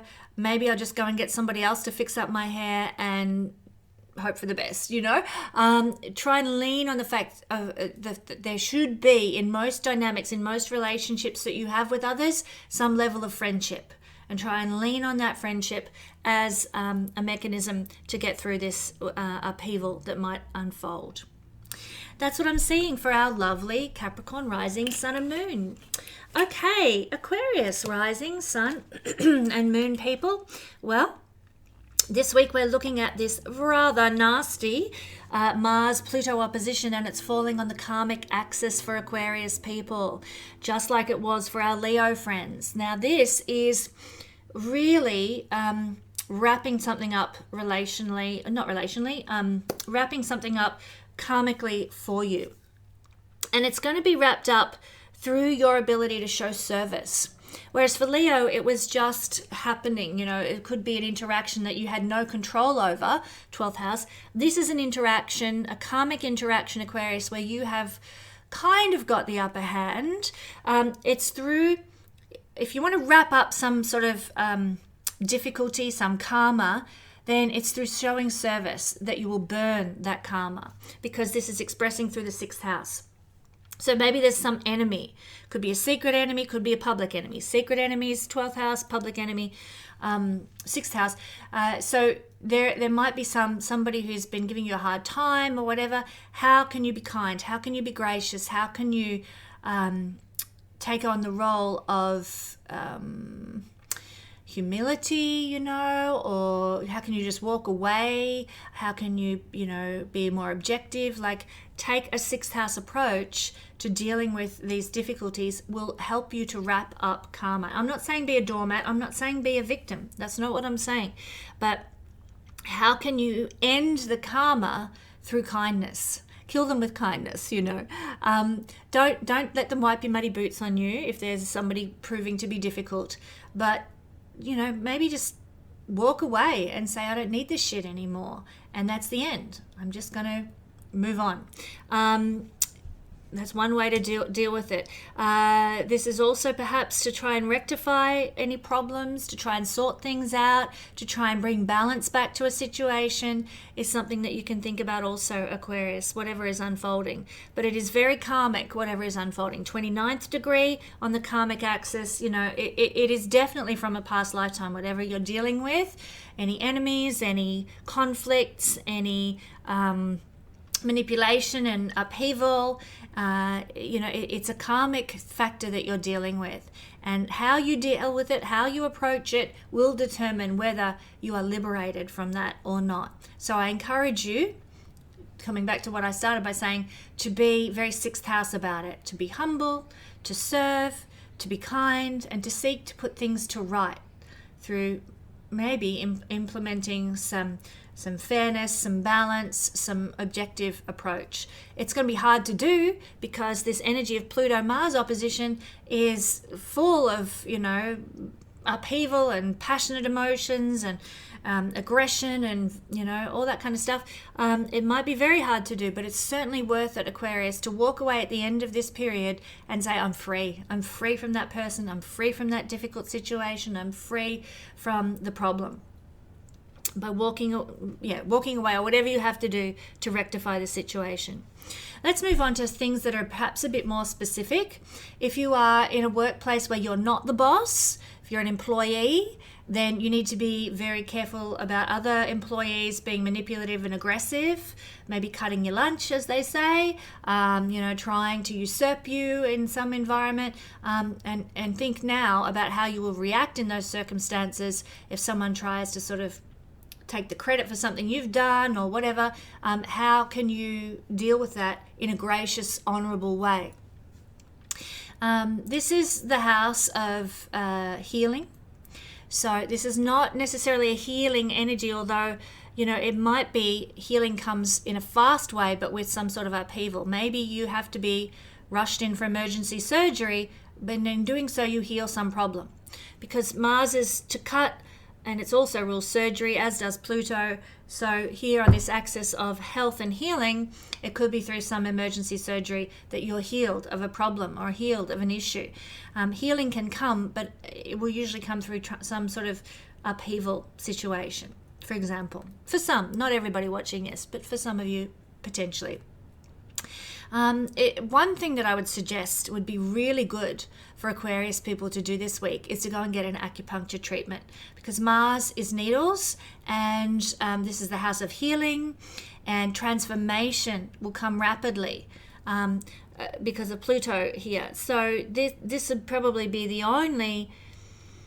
I was going to say the only recommendation. I would also recommend exercise, gentle exercise, nothing too extreme, is a really good way to use this energy. And you might even find it brings a level of healing to the soul as well, because Mars in acupuncture terms, very good to utilize Mars energy in the 6th house. I have Mars in the 6th house natally, and I need to do more acupuncture than I actually do. I really find it valuable. When I do it, but also exercise. Mars in the 6th house likes to have mastery of the body or likes to be physically strong, and it's a source of healing, I feel, for many of you Aquarius people to do so. So don't overdo it, don't take it to an extreme, but certainly some sort of nice, gentle exercise would be encouraged under this influence.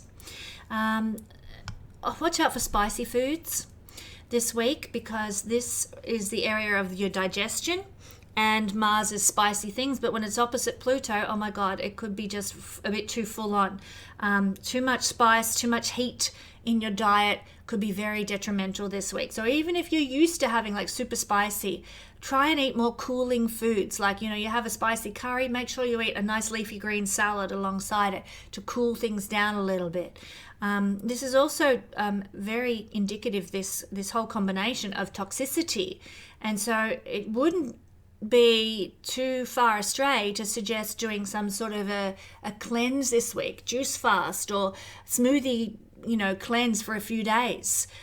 Would really probably help your system enormously at this time. So if you're into that sort of thing, it will help you rid the body of toxicity that could be very strongly getting churned up under this energy. It will also serve to cool things down a lot for you as well, Aquarius. Also, Mars is the ruler of your third house. Third house lord in the sixth house can be very challenging for a small business or for some sort of skill set that you've been perhaps utilizing as your daily work. There might be some upheavals there and transformation with the skills that you're employing or skills that you're using, or a business that you're trying to run. Challenges there. But we've got the 10th house lord is also co-ruled by Mars. Mars is a co-ruler of the 10th house in the 6th house. So it is for your career, it's very important this week that you remain humble, that you seek to serve and help and heal in the lives of others wherever you can. This is not a week, Aquarius, where it's about look at me, look at me, look at me. It's about how can I help, how can I heal, how can I serve in your career. So take the humble road and you will really survive this energy so much better. Thank you so much, Aquarius. Okay, Pisces. Pisces rising, sun or moon. I've been getting a lot of my children's friends asking for readings lately, and nearly all of them happen to be Pisces, which I find very interesting, seeing as I'm a Pisces too, so it's very fascinating. But Pisces, this week we have the energy of Mars opposite Pluto falling on the creative axis, which is the 11th house to the 5th house. These are two very auspicious houses, and this is where this karmic energy is doing its work for the final time in our lifetime. Hurrah. Can I just say hurrah about that? This is a very interesting one for Pisces people. It's expressing mostly through the 5th house. So it's really affecting our creativity and our ability to produce things and to perhaps know a level of celebrity and recognition out there in the world.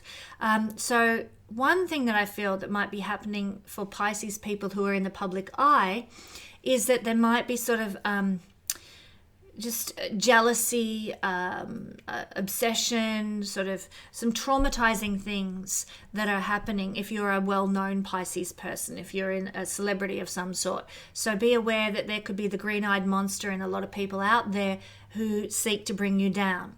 They're bad-mouthing you, or they're telling others, negative things about you and running you down. That kind of thing could be a thing that Pisces people have to navigate this week. This is also the house of ego validation, and some of you Pisces people might be feeling a little bit, it's not usually your style, Pisces, but you might be feeling a bit aggressive and ruthless about, I need to get some affirmation, I need to know that I'm valued here. The more, Pisces, that you can detach from such things, from needing, affirmation and validation from outside of you, the better off you'll be this week. Mars in the 5th house, opposite Pluto, can make us very aggressive about that sort of thing.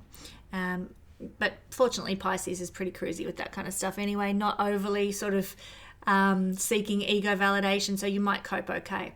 Now, I have to say that mostly Pisces, just check in on your kids, because this is the house of children. And for those of you who have children, this could be expressing as some challenging situation with children. Maybe an accident, or maybe just a feeling of obsession in one of your children. I have to just share with you, one of my children has got a crush on somebody recently, and they're quite in the Pluto Mars energy of it, you know. So astrology just doesn't lie. So your children might be feeling very obsessive, very just not jealous and manipulative. You can be that way for some of your children. They might be being that way, but really like deep emotion that's almost suffocatingly difficult to deal with. So love your children, you know. Be there for them, protect them. You're going to want to defend them as well, Pisces, because Mars in Cancer is a very defensive and protective kind of energy as well. So, also if you are in a situation with a boyfriend or a girlfriend, Pisces, this could also be expressing through them. They might be behaving in an aggressive way. You thought they were all fine and dandy, but oh my God, what's this side of them? I didn't know this existed, you know, that kind of thing. Some manipulative side or a gaslighting side. Be very careful of that expressing in a boyfriend or a girlfriend. Cheating is sometimes seen by Mars opposite Pluto by transit like this, or violence, or, you know, this is a boyfriend or a girlfriend to you, but also there can be some trauma that occurs in the life of a partner, a boyfriend or a girlfriend, not a committed partner, but a boyfriend or a girlfriend. So Pisces, make sure that you check in, you know, with your partners, if with your lovers, if they're sort of behaving unusually or something, you know. Maybe they've been traumatized, maybe some old wound is coming to the surface to be transformed. That's what Pluto wants to do. That's his work. So you might be finding that there is an opportunity for fast transformation in the life of a lover here, Pisces. But it might bring up a whole lot of old wounds and old cobwebs from the basement, you know, that need your support and your love and your help to be dealt with. Now, Pisces, the good news for Pisces people is that this is happening in the 5th house. The 5th house is the house of good luck, and it's not necessarily windfalls, but it's sort of winning and, things working out, landing on our feet, you know, things going our way. It's a house of good karma from past lifetimes. So for many Pisces people, I think you're going to do okay with this energy, because whatever unfolds is going to turn out to be lucky in the end and a blessing in the end. So, you know, it could be traumatizing, it could bring upheavals, but it's going to turn out okay. Doubly so for Pisces, because for a Pisces person, Mars rules the 2nd house of your resources, Pisces, and your self-sufficiency, and it also rules the 9th house of blessing, divine support, 9th house in the 5th house. So this is actually, like, to have as a Pisces person, Mars in the 5th house is a very good placement for Mars for a Pisces, in a Pisces chart natally, and this is by transit. So I think there's a lot of good karma on your side this week, Pisces, that will really help you through the upheavals. Pluto will bring the upheavals, but because Pisces Mars rules 2nd house, 9th house in the 5th house here, I think you're going to land on your feet. I think Pisces, of all the signs, you probably are the luckiest, I have to say. Not just because I am a Pisces, but because of the structure of this energy. I think, there could be some challenges, but you are going to be okay. And it will all turn out for the best in the end. You know, sometimes you hear people say everything for a reason. And, well, in a way that's true, because astrology causes things to happen, but is it a good reason? You know, sometimes things happen and they're just shit. This time, I think everything will happen for a good reason, Pisces. So, you know, happy to say that and give you that piece of information. Thank you, Pisces. Aries rising, Aries sun, Aries moon people. Well, for Aries people, the parental axis is being activated by Mars opposite Pluto. And the parental axis when it's being activated like this, means it's a good idea to check in on your folks. Check in on your parents. Are they okay? Or are they going through a traumatic time? Are they going through a time of upheaval? I would really, encourage you to do that, Aries, because this is the axis of parents. It's also the axis of ourself out in the world, and the axis of ourself in our private time, and balancing the two. And it might be very traumatic for you at the moment, Aries, trying to balance who you are out there in the world, in your career, and the self that you're putting out there, and the legacy you're hoping to leave, and your private life. It's like the seesaw of life, trying to balance the two, has just tilted way up one way or another, and it's traumatizing. You just haven't got time for your family because of what's happening in your career, or family's taking all your time and energy and your work is really suffering. It's really putting the seesaw out of whack here. So just forewarned about that one, Aries friends. Now, this is, this is expressing mostly through the fourth house, Aries, and the fourth house is our life foundation, our emotional core strength. We are going to feel emotionally out of control this week. And when we're emotionally out of control, that's when we can lash out. That's when we can say things we don't mean. That's when we can be hurtful. Be very aware. Have strategies in place. What can you do to soothe and self-regulate? I was listening to a fascinating lecture this week about checking in with your body, checking in with how you feel. Is there any tenseness? Is there any stress? Is there any tightness? And this person who I was listening to give the lecture suggested putting a timer on your phone that went off every 15 minutes to remind you, where am I feeling stressed? Check in. Do I feel tenseness anywhere? And just breathing into that tense shoulder, or consciously coming back to focus on a positive, relaxing thought. Now, I haven't tried that, so I don't know how effective it is. Some of you out there might have already tried that, but it just came to mind as I was sharing with you about this energy that could be very stressful and difficult for you emotionally. So maybe putting a 15-minute timer on to check in, to find your peace, to come back to center might be a valid way of dealing with this. Some of you might know other ways to deal with finding a sense of emotional equilibrium. If you know such ways, please share them in the comments section for the sake of all the other Aries people who are watching this. Let's support one another in this community and help build connection. So I just encourage you. Make sure, if you do know of ways to balance emotions that are out of control, share it with us here. This is the fourth house, the house of our security, stability, and belonging. And let's just say, Aries, that could be all a bit shaky this week, a bit wild this week, Where you've placed your security might be under, a bit of an earthquake, Not literally, I hope, but, you might have placed your security in your good job. Well, that might be being a bit shaky this week. Maybe they're laying people off and you don't know if you're going to lose your job or keep it. There's some shakiness about your security or stability. So where have you placed your security and stability in life, Aries? On what foundation? That's where there might be some upheaval this week. And look, the energy behind this, Pluto in the final degrees of Capricorn, is to create important transformation that he's been trying to bring about since 2014 that is for your ultimate benefit in the long run.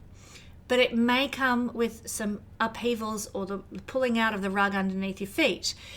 So be aware of that and, detach as much as possible. Be gracious and kind to yourself as much as possible. It is difficult energy to be experiencing on an angular house. But I will just say I'm seeing a lot of change for Aries people, but I feel that ultimately it's going to redirect your life to where your soul really wants to be. So let's say you get laid off from a job. I'm not saying everybody who's watching this is that's what's going to happen, but let's say that's what occurs. Know that this energy is probably designed to redirect you into a new career field that's going to have you feeling so much happier, so much more in alignment than you ever imagined you could be. So, Pluto's getting ready to leave your 10th house. If you haven't dealt with your career shit by now, then this energy is going to do it for you. And then Pluto moves into the sign of Aquarius, easing off on your 10th house. You're likely to find career much better over the coming 20 years now that Pluto's getting out of that realm. But there is likely to be some upheaval first that guides you into where you really should be and what Pluto really wants you to become. Now, that's going to be different for everybody based on your career chart and the planets ruling career in your chart. I can give you a reading around those topics if you're interested, but that's the energy that this Pluto-Mars opposition might be giving. And it's very important for you, Aries people, because Mars is the ruler of you. Mars rules Aries. And so this is a very important interaction that will affect the course of your life. The first house is you, and the journey that you have, the purpose and reason for you being here in this lifetime will be transformed by this opposition. And so, great change is coming for Aries people. And you're going to find a new purpose. You're going to find a new direction for your life, a new reason for incarnating. Very first house. 8th house, I have to say, Aries, 8th house proves challenging. 8th house brings upheaval. It's like double whammy Pluto influence on this whole situation. But with that in mind, because Pluto is the co-ruler of your 8th house, and Pluto has very 8th house associations just generally, I just want to say, when the New Horizons rocket, whatever it was, flew past Pluto in 2015, it took images and showed Pluto with a big ice blast on the side face of the planet that looked like a massive big heart. Pluto shakes us down, burns us down like the phoenix being destroyed. But he always restores. He always rebirths, renovates, rebuilds, and causes us to be reborn. And I want you to keep that in mind no matter what happens, Aries, because that's the whole purpose of this. You are being reborn. You are re-emerging like a phoenix rising from the ashes. Pluto actually does love you. He loves us all. And if we are not changing as our soul needs to change, Pluto will stir us up so that we do. And that's exactly what 8th house energy is, Mars ruling the 8th house, and Pluto energy is. You are going through great change, Aries, that's going to make a whole different person of you, but it's exactly what your soul is wanting in this lifetime. So don't fight Pluto. Oh my God, the more you fight, the more traumatic it always is with Pluto. It's about letting him have his way. If you feel in your spirit a pull towards a certain shift or change that's wanting to come in, let it happen. Don't fight it. Don't hold it off, because you'll suffer more through the holding off than just allowing the change to come in. Pluto energy, 8th house Lord energy. Heavy topic today, Aries. I know that's the case, but I hope that you can see purpose in what is unfolding. Taurus rising, Taurus sun, and Taurus moon people. Well, the Pluto-Mars opposition occurring at 29 degrees of Cancer Capricorn is the axis of learning, knowledge, and communication for you. And so this is where you'll be experiencing a great deal of change, a great deal of transformation, and potentially a bit of upheaval. So it's very much about the communications you give and the communications you receive and what you're learning. Some of you might be learning things that are surprising and shocking. Some of the things you're learning might be sort of just really changing your world. You might be discovering things that you never imagined could exist, truths that are out there that you've only just realized are truths. So I'm seeing big shifts occurring for Taurus people in their perceptions, but also their understanding, and that's going to affect your day-to-day life, the life you live day to day. those realizations.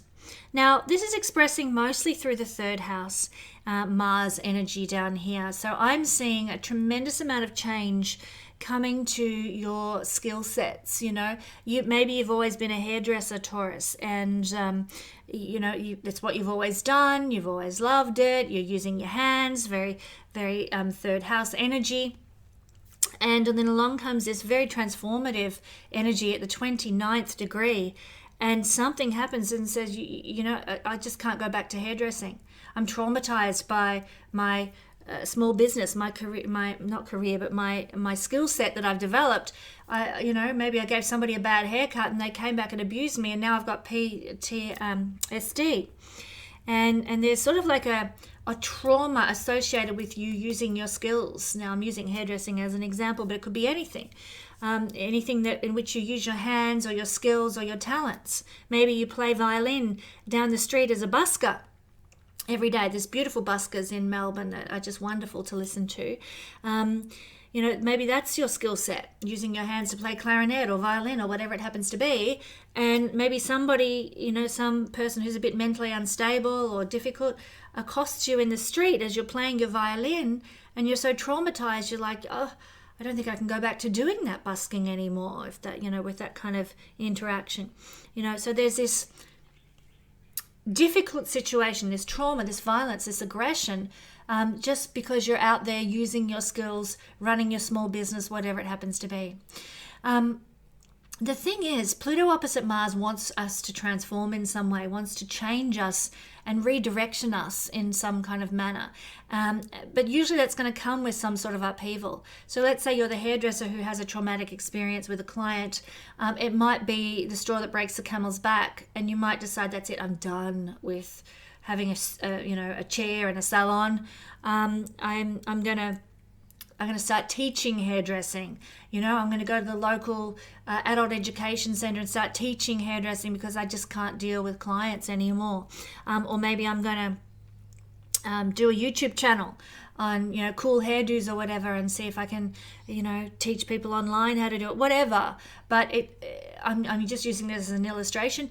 Transformation comes now in terms of some small business, some skill set that usually is the result of some upheaval that's been experienced. Now, this is also just on a different topic. This is the realm of the chart that has to do with friends who feel like siblings, somebody who feels like, a girlfriend who feels like your sister, a guy friend who's like, your brother. That's what we're talking about. And just know, if you've got friendships of that nature, there can be a bit of clashing of energies this week. Ordinarily you get along like a house on fire, but let's face it, brothers and sisters can really fight sometimes, and that might be what is unfolding, Taurus. Somebody that you love dearly, like a sister, like a brother, there is some energy of aggression and manipulation, or even frustrated energy, even angry energy between the two of you. So forewarned, forearmed about that one. Try and draw on the love that you have for this person, and take the high ground, so to speak. Be the, as they say, the bigger person, all that sort of thing. Now, in a Taurus chart, Mars is the ruler of the 12th house. So whatever happens, very karmic. Very, very karmic. It's at the 29th degree, and it's also the ruler of the 12th house. So this is really about liberating you from the past. I am seeing maybe even some sort of correspondence, some email, some communication that liberates you this week and sets you free, but it might come with a bit of trauma or a bit of frustration. Ultimately, though, the outcome is that it's going to be freeing and set you free. Now, the 12th house has to do with past lives. So what is wrapping up here? I'm seeing an ending of some past life interaction. Some conclusion, maybe an energy of somebody that you've dealt with lifetime after lifetime after lifetime, and it's concluding. It's finishing now. That's what I'm saying, and it'll finish through some sort of communication, maybe an email, maybe a letter of some sort, or some, not really an agreement, but just there might be some final email that unfolds, and it's not going to be an easy email, I would suggest, or an easy conversation on the phone or whatever. But I'm seeing certainly liberation through some sort of correspondence that occurs. Now also, yeah, for Taurus people, Mars rules not only the 12th house, but the 7th house. So all your partners are always karmic. All your partners are always somebody that you've known in a past life where there's perhaps some need to wrap things up, Taurus. And this is also the case here as well. So I am seeing, because Mars is the co-ruler of the 7th house, yeah, there'll be some agreement, there'll be some communication that wraps up some kind of connection or relationship with somebody that has reached the end of the karma, the end of the line, the conclusion of the energy. So, and this is the final time. I'm really happy about this, actually. This is great. So I think you're free. You know, you're liberated because of this from somebody that you've perhaps dealt with lifetime after lifetime, and you won't have to deal with them ever again. Some contract, some agreement will finalize everything, and it's all over Red Rover. So that's really what I'm feeling into for our Taurus rising sun and moon people. Now, lucky last, Gemini rising, Gemini sun, Gemini moon people. Well, hello, guys. You are having the axis, and I better just stop you from going for a walk there. The axis of Mars-Pluto falls on a financial axis, the axis of your resources and your self-sufficiency, and the axis of other people's resources and self-sufficiency. Well, this is expressing through your second house. It's Gemini. It's through your money, your resources, that you might see some fast transformation happening. And, you know, if you've struggled with money, that might feel really good to have a transformation. Yep, I want to get out of this difficult financial situation or whatever. But know that it's going to come probably with some sort of great upheaval, some great challenge, because this is the second house opposite and Mars opposite Pluto. So there's likely to be maybe some challenges or difficulty, maybe obtaining something that you usually need to live your life. That could be food, shelter, clothing, material things, or your situation with those things might turn around 180 degrees. Let's say you part of your resources are maybe you rent a house off somebody. They might approach you this week and say, I need you to get out because I'm selling that house. What are you going to do? You need to find a new place to live. Upheaval. But know that the ultimate goal of Pluto, especially at the final degree of Capricorn, is that he wants to transform how you deal with your stuff, your things. Maybe he's saying, you know, you're living in that house in that suburb's not the place for you. Maybe you've got to find a better place. Maybe you've got to find a suburb that's better suited to your needs. And so the upheaval comes. You're traumatized. You're kicked out of your home where you live as a resource that your body uses, for example. And, you know, your landlord's saying get out and you've got to find somewhere else. Maybe it's going to be better for you in the long run to leave that place. So, yes, upheaval comes. Transformation results. But it could be something difficult to navigate to begin with. For Gemini people, there could be some upheavals also with other second house things, the face, the teeth, the hair, the voice. Big change is what is represented by Pluto opposite Mars. And so, you know, big change, but usually, again, with an upheaval. Maybe the first thing that popped into my head, I'm not sure if this is going to be very nice to talk about, but maybe, forgive me if this is too offensive for anybody or too difficult to hear, maybe somebody gets alopecia, you know, and this is the hair, the head, and maybe you get alopecia. Fast transformation of the body, all your hair falls out, and you've got to change how you handle hair and you get a wig. I mean, there's some beautiful wigs out there. I've been known to use wigs in my time. They're lots of fun. But that could be what we're looking at here. This is the house of hair, face, teeth, and Pluto opposite Mars, fast transformations that come with an upheaval. So that's an example. I don't know why it came to my mind, but I just mention it. This is usually... let me just see. Now, I was going to say the second house can sometimes be our own self-instigation, but not in the case of these particular planets. They're not ruling houses that are houses of your own initiation. What may also be happening is that this is, in some schools of astrology, the house of violent memories and traumatic memories. And I think Pluto opposite Mars might be causing those memories to come to the surface. So if that is the case, my beautiful Gemini friends, what are you going to do to deal with traumatic memories from the past, history that is traumatizing? Do you have someone you can speak to? Do you have a psychologist you can share with? What can you do? Do you have some self-help books you can reach out to? I would encourage you to be prepared to deal with some traumatic memories that might get triggered by this transit, to deal with past life experiences that might come up again and you thought you dealt with that old chestnut. So forewarned, forearmed about that one. And the second house is also about our money and our savings, as well as our attitude towards our money. And with Mars here, you can be very protective of your money, very defensive of your money. Great, fine. But just know that there's likely to be an upheaval that comes along. So I'm hoping and praying that many of you Gemini people have some, a rainy day bank account, some money set aside, just in case something happens. Now, it's not going to happen with everybody's money who's a Gemini, but for some of you it may. This is what might be getting triggered. What you've stored, what you've saved might be subject to some kind of transformation or upheaval that happens.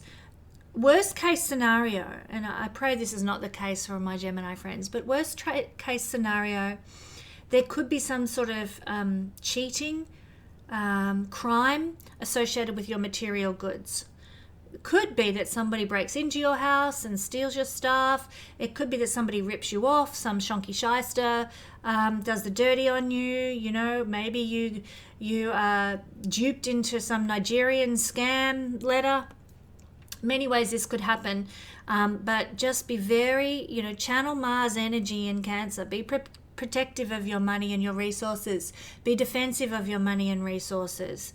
And also, I want to point out, in the positive Gemini, Mars rules the 11th house. So the 11th house is the rewards and gains that you have earned and deserve. So that's also something you should be protective of. You might have thought you'd earned, for example, some leave, holiday leave, and then you get into work and you check your leave and hang on, the computer's got it wrong. You had a week up your sleeve that you could use, and the computer's saying you got nothing. What's going on? Rewards and gains, things like holidays, things like financial rewards, accolades. Maybe you thought you would, you were going to get that award at work this month, and lo and behold, it turns out that somebody else got it instead. And, frustration, anger, 11th house. So again, be very careful with your resources and your money. If you can have a little savings account or a piggy bank of some sort, I would do so. That would be my strongest piece of advice this week for Geminis. Now, also in Gemini energy, Mars is the co-ruler of Scorpio, the 6th house, and 6th house lord in the 2nd house. Again, just be very protective and conscious of your face, your teeth, your hair, your voice. It's not a good week for getting surgery on any of those areas of the body, my beautiful Gemini friends, or having any work done on those areas. You might have booked in a hairdresser's appointment. I would move it out by a week if you could. Just put up with the grey hair for a bit longer and put maybe have your hairdressing appointment a week later, when this energy is sort of dissipating a little. Because this is a difficult energy, and it has to do with the well-being, 6th house lord, of the face, the voice, the hair, the teeth. And so there can be some impact in a challenging way on that realm. Now, my beautiful friends, this has been a difficult astro weather report. I hope we all get through the next week or so. I hope we come out the other side and can say, phew, we made it, and look at the great place I'm in right now. My prayer is that you'll all be blessed. Thank you for being here, and I'll have another astro weather report for you next week.